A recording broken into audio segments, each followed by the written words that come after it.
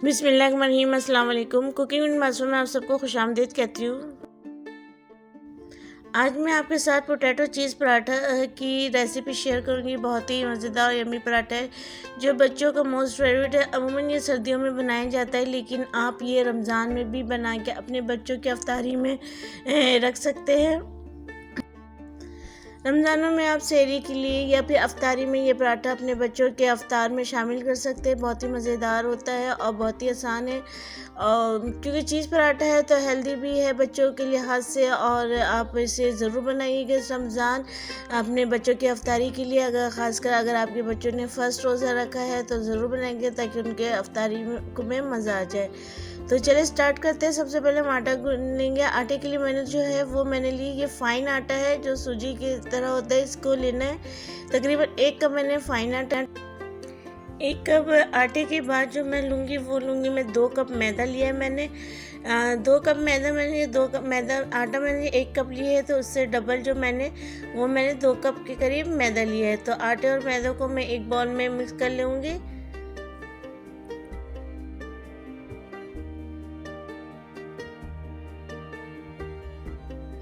दोनों चीज़ों को अच्छी तरह से मिक्स करने के बाद जो है मैं इसमें 1 टेबल स्पून के करीब शुगर ऐड कर रही हूँ। साथ में हस्बे जायका जो मैंने नमक ऐड कर दी है। तकरीबन 1 टीस्पून के करीब नमक भी है इसमें। शुगर और नमक को अच्छी तरह से मिक्स कर लिया। अब हम इसमें जो है वो 1 टेबल स्पून के करीब जो मैंने मेल्टेड घी ऐड किया है। घी को हम मेल्ट करके ऐड करना है, जमे में घी को नहीं ऐड करना। और इसे अच्छी तरह से मिक्स कर लेंगे। हाथ की मदद से हम मिक्स कर लेंगे तमाम जो घी को इस मैदे और आटे के मिक्सचर में।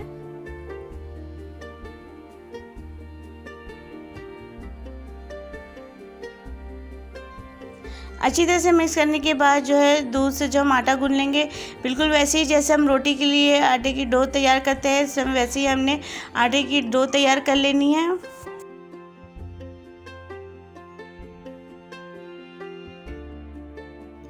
डो जो है आपकी ना ज़्यादा नरम हो और ना ज़्यादा हार्ड हो, बिल्कुल नॉर्मल तरीके से आपने ये डो को तैयार करना है। तो डो हमारी तैयार हो चुकी है। इसे हम कवर करके 10 मिनट के लिए रख देंगे। जब तक हमने इसे डो को जो कवर करके रखे तो हम आलू के जो वो फिलिंग तैयार कर लेते हैं।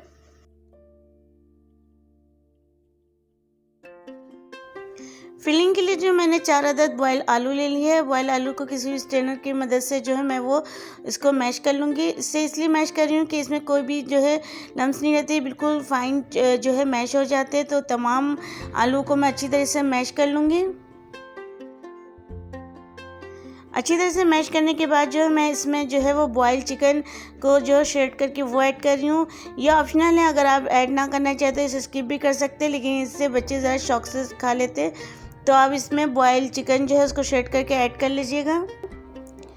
4 टेबल स्पून के करीब जो है मैं वो जो है ऑनियन जो है वो चॉप करके ऐड कर रही हूँ। इसके साथ ही जो ग्रीन स्प्रिंग ऑनियन है उसको ऐड कर रही हूँ, सिर्फ ग्रीन पार्ट ऐड कर रही हूँ। ये भी 2-3 टेबल स्पून है।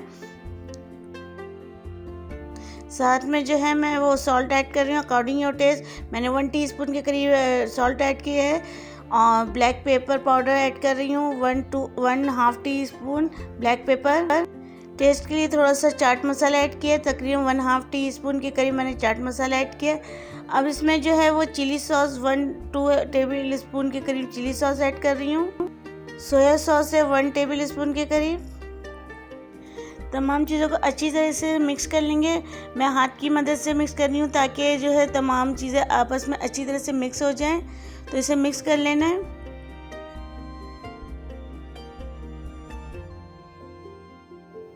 अब हम जो है वो पराठा तैयार कर लेंगे। पराठे के लिए जो है मैंने डो मेरी तैयार हो चुकी है। तो डो को जो है दोबारा से अच्छी तरह से हाथ से मिक्स कर लूँगी मैं। मिक्स करने के बाद जो मैं इसके पेड़े बना लूँगी। ये मैंने जो कलौंजी लिया है जो मैं पराठों के ऊपर लगाऊंगी, इससे टेस्ट बहुत अच्छा हो जाता है। और साथ में ये ऑयल है जिससे मैं जो है पेड़े तैयार करूंगी। तो थोड़ा सा ग्रीस कर ले रही हूँ ऑयल को, ताकि मैं पेड़ों को जो है वो इक्वल साइज़ में कट कर सकूँ। आपने अगर अब तक लाइक नहीं किया वीडियो को तो वीडियो को लाइक कर ले, साथ में चैनल को सब्सक्राइब भी कर ले अगर सब्सक्राइब नहीं किया हुआ है, क्योंकि मैंने आने वाले दिनों में रमज़ान की रेसिपी शेयर करने वाली हूँ, तो आपको उसके नोटिफिकेशन मिल जाएगा। तो साथ में नोटिफिकेशन का बटन भी जो है वो प्रेस कर दीजिएगा ताकि आपको आसानी से मेरी वीडियो मिल सके।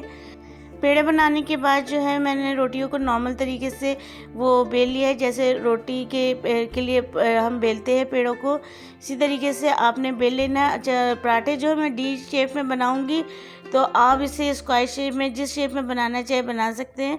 मैं डी शेप में बना रही हूँ, तो रोटियों को बेलने के बाद ज़्यादा मोटी नहीं रखनी रोटी को, तो नॉर्मल साइज़ में रखा है मैंने। अब जो है इसमें जो है आलू की फिलिंग मैंने तैयार की थी, उसे अच्छी तरह से हाफ रोटी आटे में जो है वो मैं लगा लूँगी अच्छी तरीके से।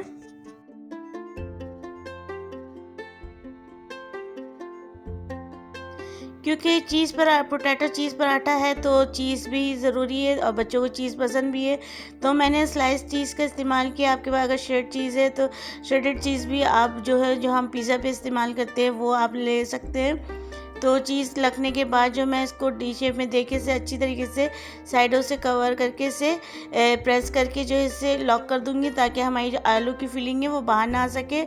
ऊपर से जो है मैं वो कलौंजी लगा रही हूँ ताकि तो इसकी जो है लुक अच्छी हो जाए और ये थोड़ा डिफरेंट लगे, और इससे कलौंजी से टेस्ट भी आ जाएगा, हमारे जो पराठों का टेस्ट थोड़ा सा चेंज हो जाएगा। वैसे भी कलौंजी जो है वो सुन्नत है खाना, तो आप अपने खानों में कलौंजी का इस्तेमाल ज़रूर किया करें।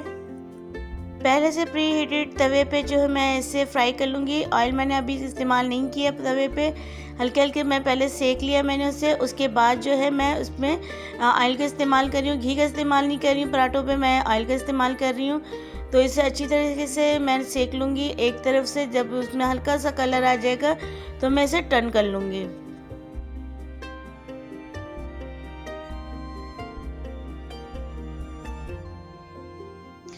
तो देखिए इसमें अच्छा सा कलर आ चुका है, बहुत अच्छा सा।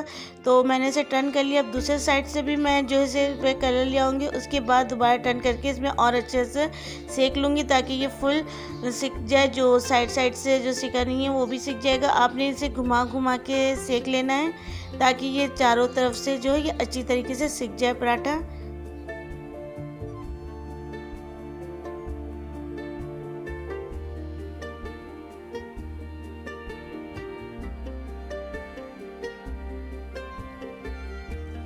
दोनों तरफ से जो है वो हमें अच्छी तरह से सेक लेना है ताकि अच्छा सा कलर आ जाए, और सेकने के बाद जो हमें इसे डिश आउट कर लेंगे।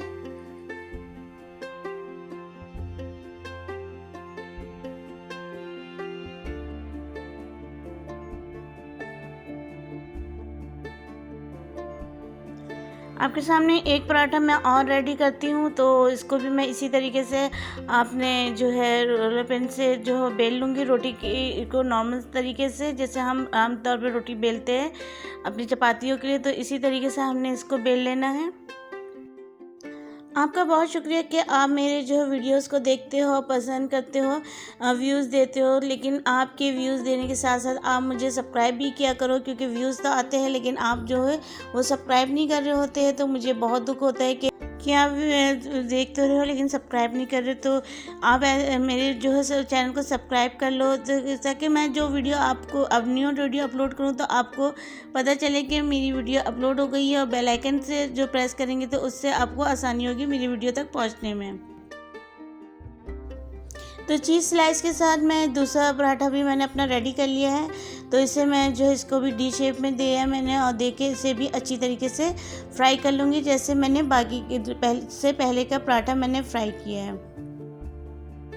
आई नो कि वीडियो बहुत लंबी होती जा रही है, इतनी लंबी वीडियो ना मैं अपलोड करती हूँ, लेकिन मैं स्टेप बाय स्टेप आपको बताने के लिए वीडियो जो है वो आपको बता रही हूँ, ताकि आप आसानी से और मज़ेदार और जैसे मैंने तैयार किया इतने मज़ेदार पराठे आप आराम से तैयार कर सकें।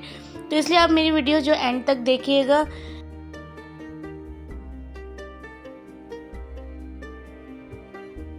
तो मज़ेदार से हमारे चीज़ पोटैटो पराठे जो वो बिल्कुल रेडी है, तो इसे हम कट करते हैं।